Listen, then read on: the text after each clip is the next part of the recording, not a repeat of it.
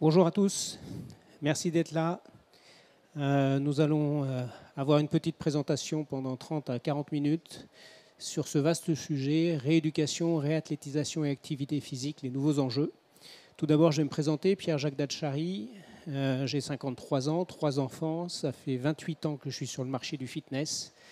J'ai organisé le Salon mondial Body Fitness pendant 8 ans, le Salon JICA Rééduca pendant 6 ans, donc ce salon-là, pendant 6 ans à Paris. Ensuite, je suis parti, j'ai été directeur général d'une société qui s'appelle Planet Fitness, qui commercialisait et qui commercialise toujours les programmes Les Mills, qui viennent de Nouvelle-Zélande, que vous devez connaître.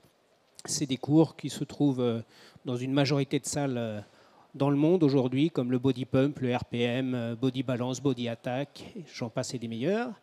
Et enfin, j'ai monté un magazine professionnel qui s'appelle Fitness Challenge Magazine, il y a 12 ans.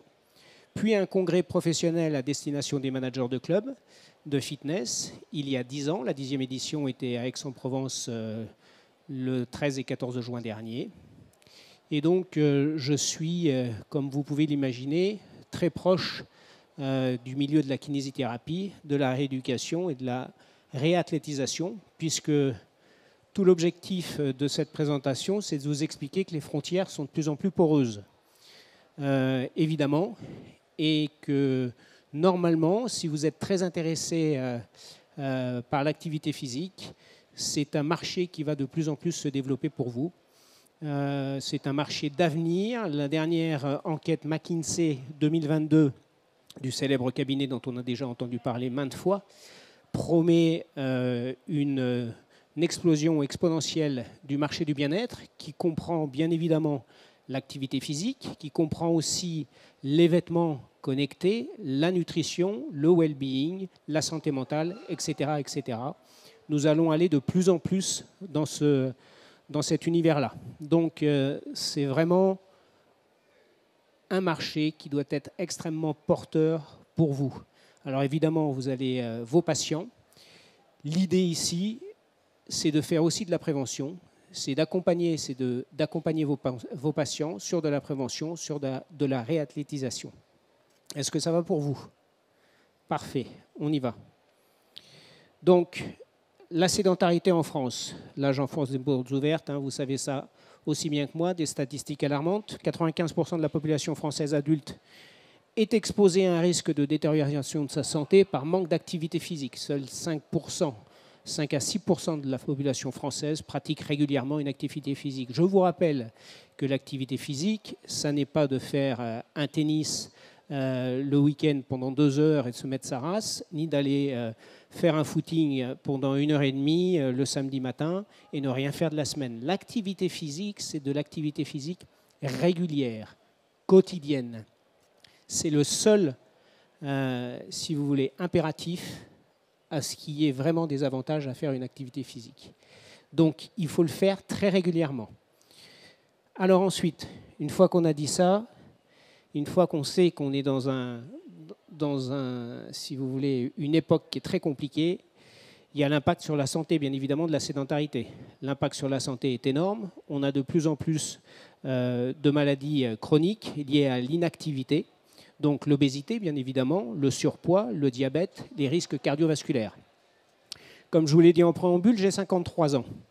Donc nous avons des pompiers devant avec nous et ils vont pouvoir acquiescer ou pas sur ce que je vais dire. Mais ma génération, on m'a toujours dit que moi j'allais avoir des problèmes cardiovasculaires si je ne faisais pas d'activité physique à partir de 45, 50 ans, si je restais dans mon canapé à manger des chips et boire de la bière et regarder Netflix à longueur de journée, ça me pendait au nez.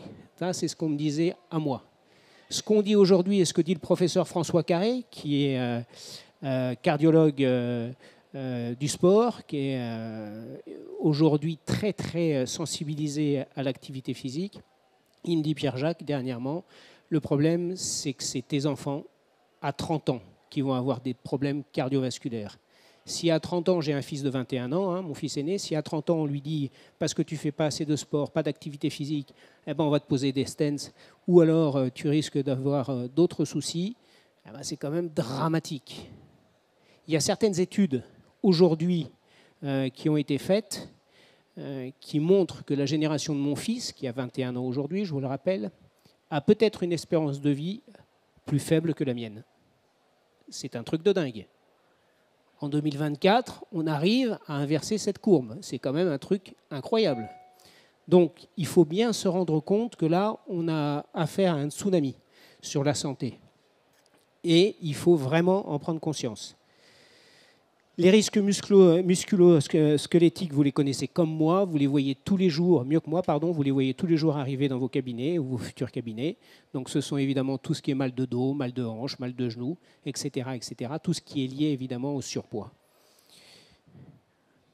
Par rapport à ça, la population à risque, eh ben, malheureusement, c'est un peu tout le monde.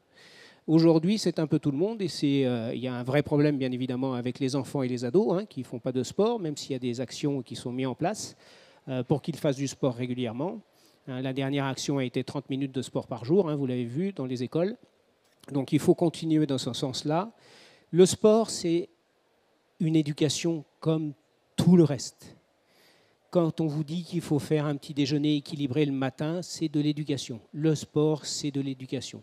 C'est une routine qui doit rentrer constamment dans notre planning très régulièrement. Quand on a la chance de pouvoir faire ce qu'on veut ou ce qu'on souhaite vraiment faire, eh ben, on essaye de le faire tous les jours. Sinon, on essaye de le faire tous les 2 jours, mais réellement une activité physique.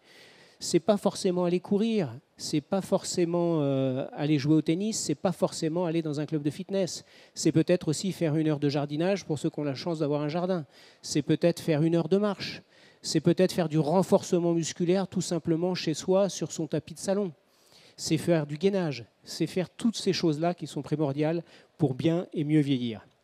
Donc, la population à risque, je vous dis, c'est les enfants. C'est bien évidemment aujourd'hui les catégories socio-professionnelles les moins aisées, puisque en plus de l'inactivité physique, on rajoute à ça la malbouffe, donc tous les plats qui sont préparés, qui sont saturés de sucre, saturés de sel.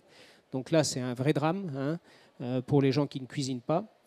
Et ensuite, vous avez bien évidemment les personnes d'un certain âge qui ont plus de 60 ans, qui là, si elles n'ont pas fait d'activité physique régulièrement pendant toute leur vie, se retrouvent bien évidemment avec des maux un peu compliqués à gérer et de plus en plus compliqués parce que pour avoir la motivation à se mettre à l'activité physique à 60 ans ou 65 ans ou 70 ans, c'est beaucoup moins facile qu'à 15, 10 ou 20 ans. Donc, par rapport à ça, les conséquences sur la santé publique, vous les connaissez aussi bien que moi. C'est évidemment la pression sur les services de santé. Donc c'est pour ça que la prévention et le bien-être a des très très beaux jours devant soi, parce que cette pression sur les services de santé va être de plus en plus importante.